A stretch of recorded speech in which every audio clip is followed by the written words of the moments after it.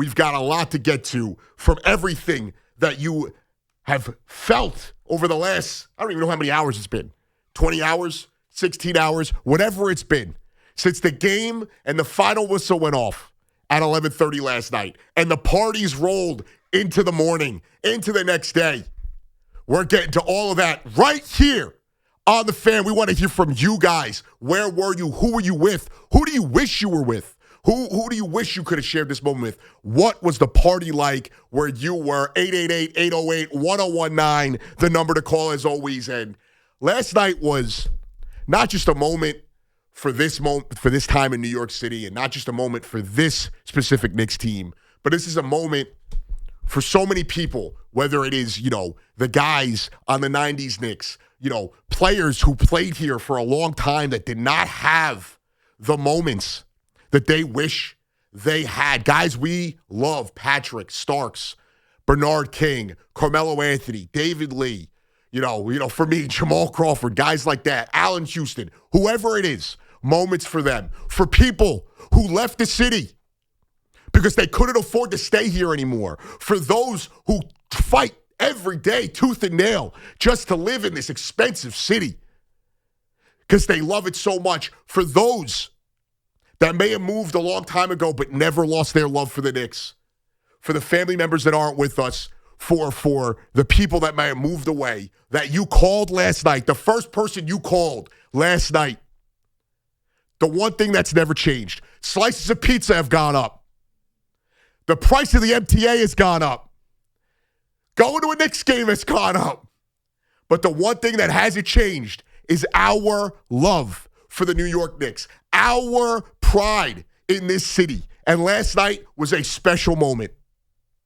Not just in sports, but for a city that continuously ends up being the end of somebody's joke, the butt end of somebody's joke, that everyone loves to rag on us. They hate us because they can't be us. They tell us we're obnoxious because we love our city, we love our team. That was what last night meant. For all the doubters told us that Jalen Brunson couldn't be the 1A, that Jalen Brunson was too small, that Karl Anthony Towns wasn't tough enough, that Mikal Bridges wasn't worth the picks, to a guy like Jose Alvarado that was told he couldn't play in the NBA, to Mike Brown, who they told us was a bad hire, that the Knicks had no plan, to Leon Rose, a sports agent that they said had no business running a team, to all the people who crapped on this team, to all the kids that got bullied for wearing Knicks shirts, that got made fun of, and we've all gone through it, to everyone that had to live through the misery of 19-win and 20-win seasons and early playoff exits and dropping confetti after one playoff win against the Miami Heat in 2011, to every one of those moments, that's what yesterday was. I think it might have been 2012, but you know what I mean.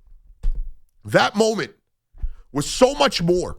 And I listened to Joe coming in to hear that guy who, yes, has seen a Knicks championship, but thought he'd never see another one.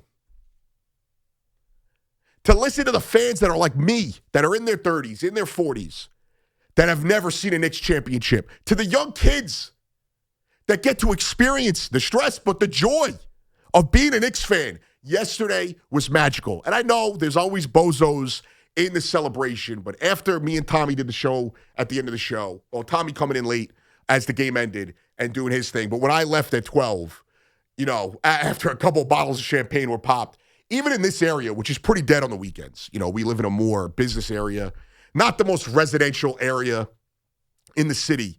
There were parties here. And the longer I walked down Spring all the way to Fifth Ave, hoping to catch the express bus, which was naive on some parts of me, but walking down Fifth Ave and the amount of people just out and happy. I hugged a lot of strangers last night. The high fives, the laughs, it was hilarious. Every taxi that drove by, I thought was honking at somebody. They were just honking at the Knicks fans, hyped up. To every person that takes pride in the city, whether you were born here or not, and you've bought into this team. Last night was incredible. a once-in-a-lifetime experience, not just for Knicks fans, obviously most importantly Knicks fans, but for this city. The city I love, the city you love. Everyone loves to crap on this city. But last night was not the night. Last night was a sense of pride, and we are going to have a summer of love, a summer to remember.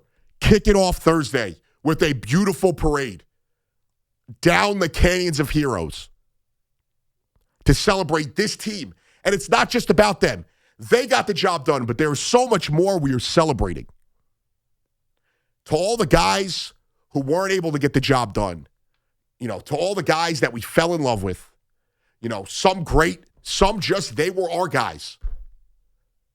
To every draft pick we traded or botched, to every player we had to sell ourselves on, whether it was Clay Anthony early or Kevin Knox or Frank Ntilikina, Kristaps Porzingis, name the guy, Mike Sweetney, whoever you want to throw out there, to every player that we had to sell ourselves on, to every missed draft pick, to every bonehead decision of front office past, this is a celebration. And there's nowhere I'd rather be than celebrating it with you guys, the fans. And last night was awesome. Pregame, obviously during the game, everyone is watching the game. I'm sure the only people listening were my mom and the people running the station. But, Paul and Yonkers. But to the fans calling in, we had people calling in from L.A. and Pennsylvania and Vegas and Georgia and Florida. It was incredible.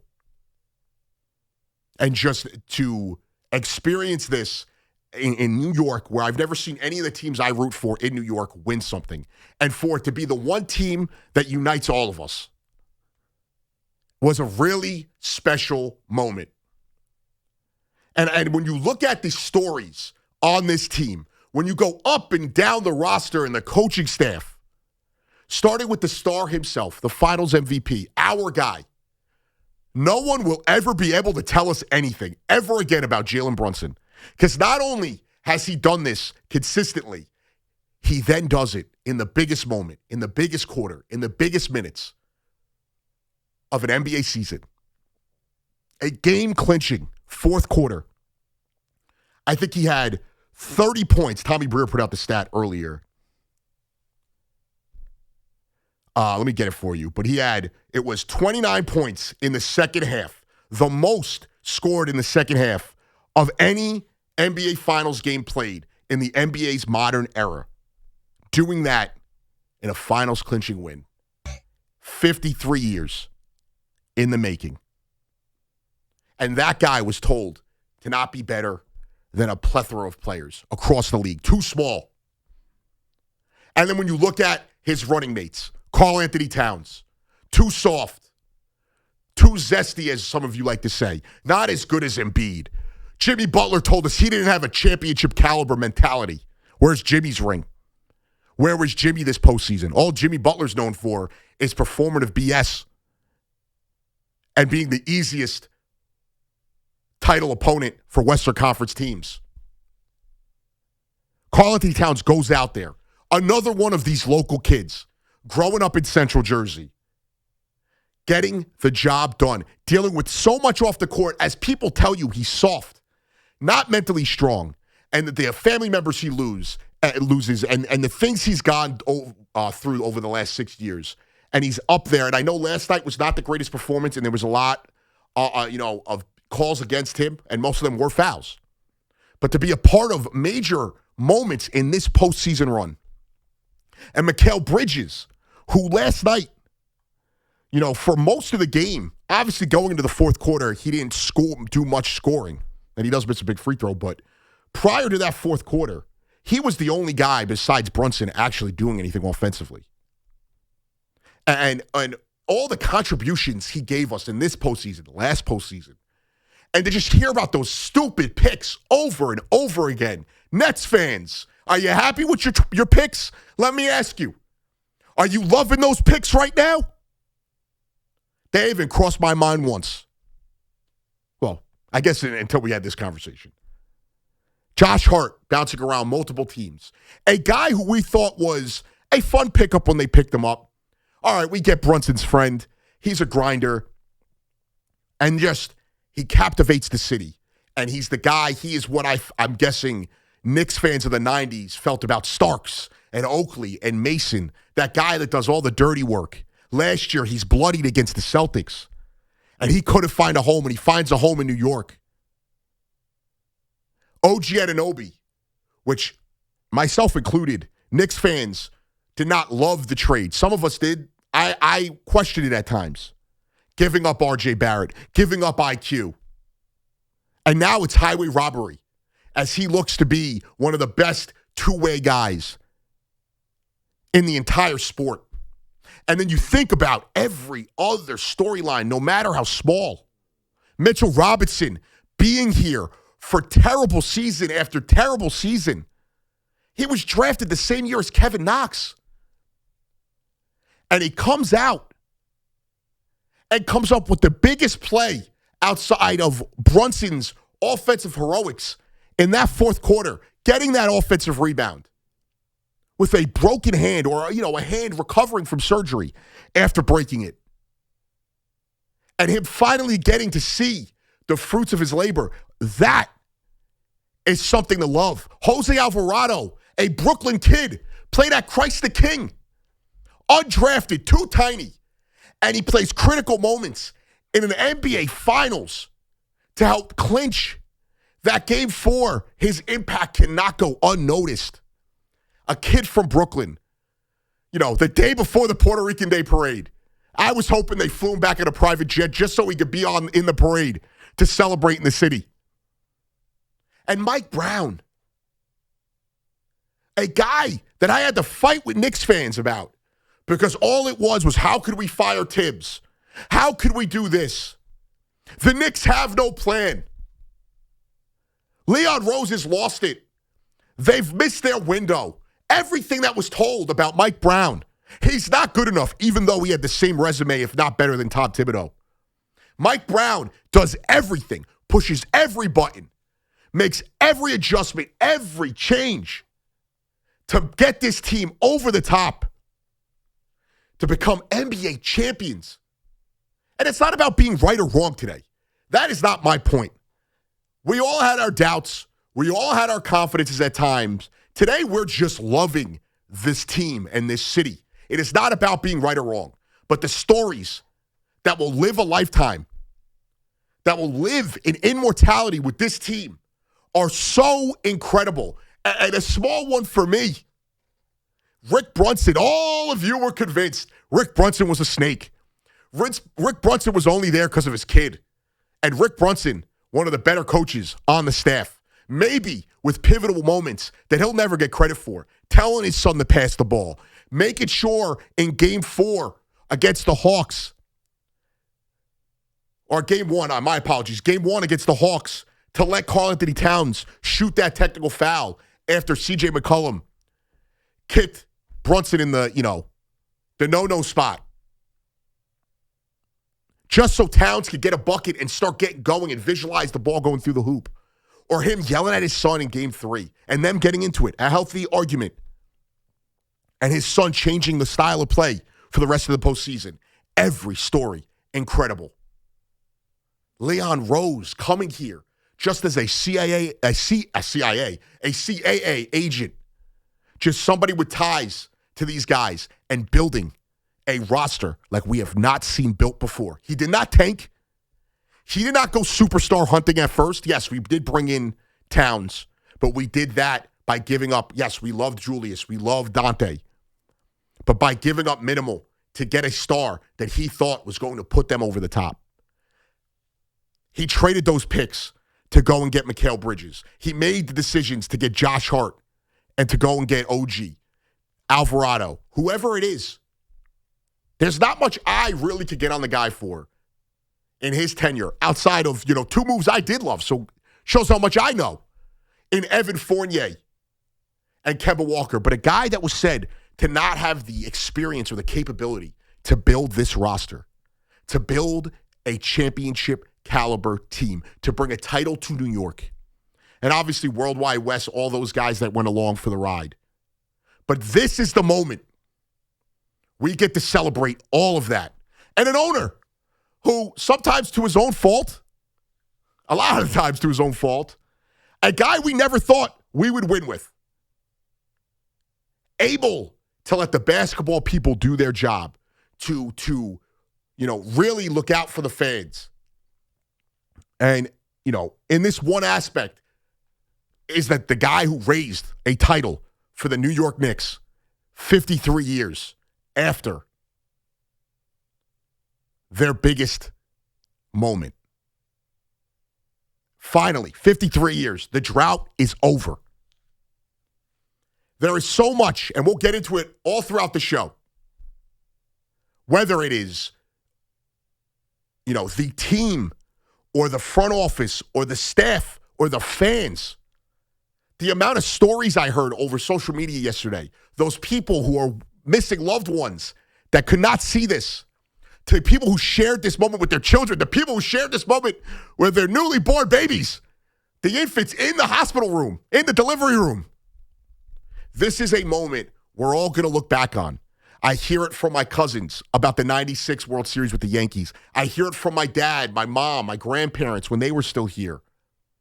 About the 86 World Series, where you were when the ball went through Mookie's legs, where you were when Darryl hit the home run in Game 7, where you were when they clinched. Did you go to the parade? That is for us. Where were you when OG tipped the ball in? Who did you watch the first game of the Eastern Conference Finals with? Where were you when Brunson took over the NBA basketball world in the fourth quarter to seal it and bring New York a title? Not just 53 years without a title, but our first title in the 4 major sports. No disrespect to NYCFC or the Liberty.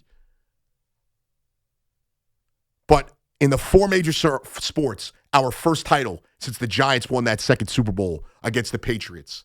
888-808-1019. Let's talk to the fans. Where were you? Who were you with? Who was your first call to? Artie in Brooklyn, what's up, bud? Dad, I'm calling you, buddy, because I'm confessing. 3 months ago, they were on a streak. And I called up and I said, can we take it easy? Then I went in the championship. And you told me, Artie, how do you know? I'm like, dude, they're not talented enough to win. I go, you just look at the side, look at the other, look at the West. They're not beating OKC. And you know what? They reminded me what's the most important thing in a champion. That's right. And that's heart. Heart. That's heart. And you know what? I'm a teacher, and I'm going to use this Knicks team because one of our core values is resilient. And there's no other team in the NBA history that's more resilient than our Knicks. So, congratulations. I wish I could cut out and go to the parade, but I'm telling everybody else, cut out of school. I'm a teacher. That's right. Cut out of school and go to the parade. That's what I'm talking about, Artie. You will never forget it. Ever. All right, guys. Thanks, All Dad. right, love you, Artie. I appreciate you. That's right. Artie has made the proclamation for all teachers across the tri-state area. Cut out of school, kids. Actually, I feel like a lot of kids are already out of school. So, I mean, come on. Parents, do the right thing. My mom used to sign me out of school for Mets opening day. You could take your kid to the parade. It is going to be a moment that is going to last forever. It may be the biggest parade in the history, not just sports, but in the history of New York City. What a first call. I love Artie so much. Get it going. It's funny because me and Artie have battled over the last year and even last year about this team. But it's not about that right now. It's not about being right. Nobody cares if you are right or wrong about this team. It's about celebrating the moment. It doesn't matter who you are. We've all had our doubts at times. We've all been overconfident. How many of us went into that Pacers series, not last year, but 2 years ago, thinking, we're going to the Eastern Conference Finals. This is money. How many of us thought after beating the Celtics last year, we were going to ride into the NBA Finals? I know I did. And here we are. The year where I feel like we've gotten the most pushback. The Hawks, that's going to be tough for the Knicks. I don't know if they can pull it off. Oh, the Sixers are the better team here. There's no way they could beat James Harden and Donovan Mitchell. Wemby is just too much of a freak. The only thing he's amazing at is choking in the fourth quarter. And we'll get into him a little later as that bum. I hope he's crying over baguettes and croissants today. Fragua. Bad omen for France in the World Cup as well. Sharif at Staten Island. What up, Sharif? Hey, what's going on? How are you, bro? We are the champions, baby. That's what I'm talking about, Sharif. It's. I've never seen it with my eyes. I ain't gonna lie, my eyes got watery last night. And I mean, if you were watching on the YouTube last night, I was, as I had to fight, a little teary-eyed, but I fought it back as best as possible. But I think what happened last night, I think what changed the fourth quarter was the missed call on the three-pointer that he got fouled, the flagrant F1. Because when Brunson went into the ref and he got in his face, that ref knew that he missed that call. And then Brunson took those 2 3-pointers later, and he got some type of contact, but the referees called fouls. Well, so I mean, they listen, gave him 6 points. You could cry about flopping. You could cry about whatever you want with Brunson. I don't want to hear it. And you know what? No. You're misunderstanding me. I'm not talking about Sharif, I'm on the same boat as you. I'm just saying, on those fouls, people would say, oh, he moved into the contact. I don't care. You're not calling anything on Wemby, and I appreciate the call, Sharif. Those 2 fouls. This man, Brunson, has had to deal with an alien that has tried to kill him, and he couldn't do it.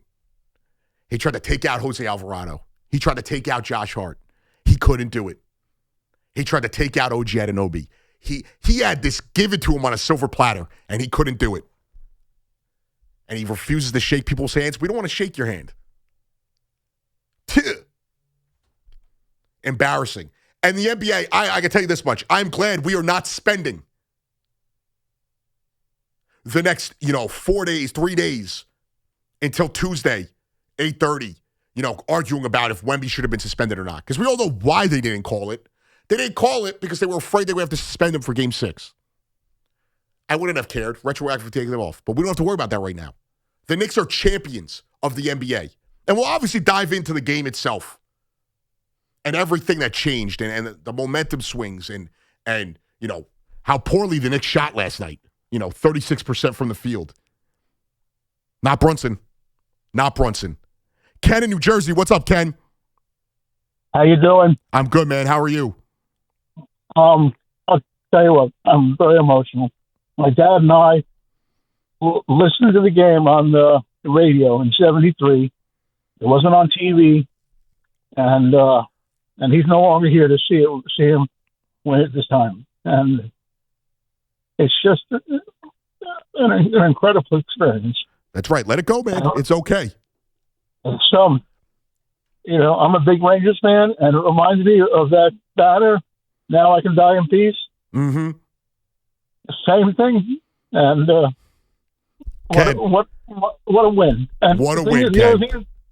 The other thing is that the Knicks took whatever they could throw at them and still come out on top. That's what I'm and that's New York. That's New York. Everything. They took everything. They took the doubters, the refs, the Spurs, whatever anybody threw at them, and they consistently fought back. There's nothing more emblematic of this city. Yep. And I'm embarrassed to say, Game 3, I doubted. I was doubting, and then I missed the comeback.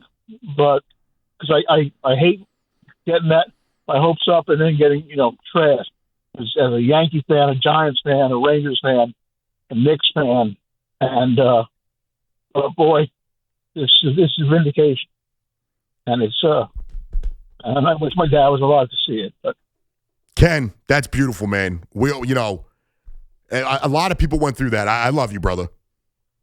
Thank you. Yeah. Oh, my fault, Ken. Ooh, I did not mean to cut you off there, dude. I thought that was more of a goodbye. My apologies. But that's a lot of us. I got buddies who, have lost, family members. I don't want to put anybody's business out there. Some of them like to be private. And just talking to them last night and hearing the emotions. We were all emotional for different reasons. And, talking to my mom. My grandmother was a big basketball fan. I'm not going to say she was like a diehard Knicks fan, but, there is a level of bond. Baseball was my entire family. Basketball was more my mom, pushing me into basketball because, she played and my grandmother liked the sport. You know, who was the first person you called? I called my boy after we went to break, after me and Tommy celebrated the win with you guys. First person I called was my boy Akil.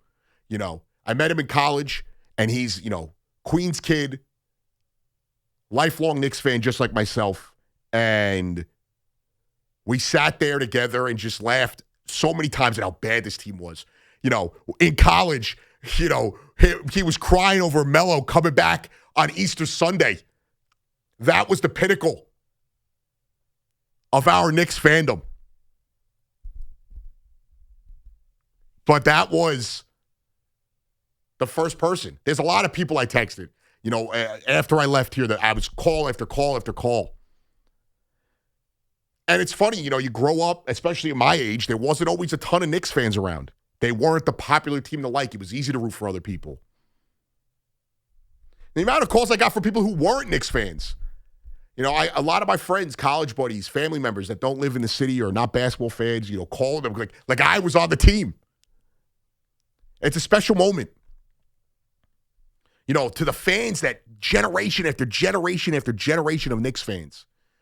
I saw a family yesterday when I was leaving, and it was funny. I was seeing these little kids out. I was like, you're never going to cherish something more than this moment. You're going to remember this till you have your own kids. But I'm assuming their grandparents, mom, dad, I think it was one of their grandparents, and then two young kids, all of them decked out in Knicks gear. And the little boy could not be more excited to high-five me when I walked by. It was awesome. Just everywhere across the city. My mom's in PA now, her watching the game. And today she's out and about seeing everyone in Knicks gear when she traveled in New Jersey. And people talking about it in Pennsylvania about the Knicks. And we heard from people, I forget the caller from Georgia yesterday called in saying everywhere he went, Knicks fan after Knicks fan after Knicks fan. And or not Knicks fan, but, people, there's a lot of transplants down there with people talking about the Knicks with him. Nobody could take this away from us, ever. Nobody could tell us that you're just the Knicks. I don't care. I saw Jalen Rose tweet out some dopey tweet yesterday. You only win one championship, not 10. Jalen Rose, you have 0. You don't have a college basketball championship. You don't have any championships. So don't tell Knicks fans how to feel. Imagine going up to a Red Sox fan or a Cubs fan after they finally win the World Series after all those years telling them, you only get one. Yeah, duh. And I'm going to cherish this for a lifetime.